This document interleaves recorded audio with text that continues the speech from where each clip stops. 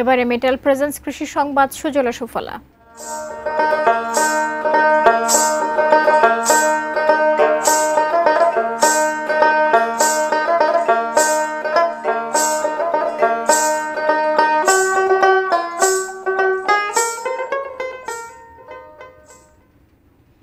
মিশ্র জাতের বিদেশি আম চাষ করে সফলতা পেয়েছেন ফরিদপুরের তরুণ উদ্যোক্তা নাইম ইসলাম।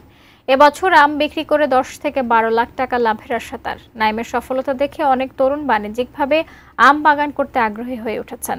ফরিদপুর প্রতিনিধি কামরুজ্জামান সোহেলের তথ্যচিত্র ডেস্ক রিপোর্ট। ফরিদপুরের নগরকান্দা উপজেলার রামনগরের তরুণ উদ্যোক্তা নাইম ইসলাম পড়াশোনার পাশাপাশি ইউটিউব দেখে শখের বসে বাড়ির আঙিনায় 2 বিঘা জমিতে 1 লাখ টাকা খরচ করে বিদেশি মিশ্র জাতের আমের চারা রোপণ করেন।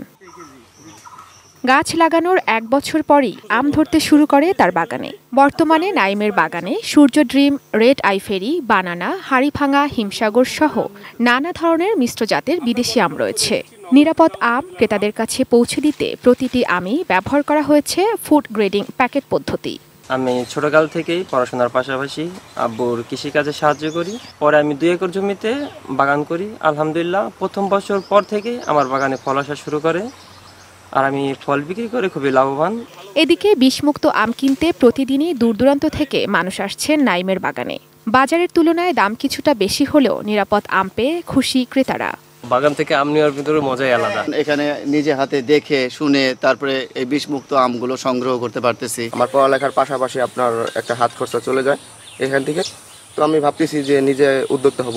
আম বাগান করতে নতুন উদ্যোক্তাদের সব ধরনের সহযোগিতার আশ্বাস জেলা কৃষি কর্মকর্তার। এই জাতগুলো নিয়ে যদি আমাদের কৃষকরা আগ্রহী হয় তাহলে অবশ্যই তারা সফল হবে, এবং কৃষি সম্প্রসারণ অধিদপ্তরের কাছ থেকে তারা যদি পরামর্শ গ্রহণ করে চাষাবাদ করে তাহলে আমি এতটুকু বলতে পারবো যে তারা ক্ষতিগ্রস্ত হবে না, অবশ্যই লাভবান হবে। Ishrat lima, desk report, ATN news.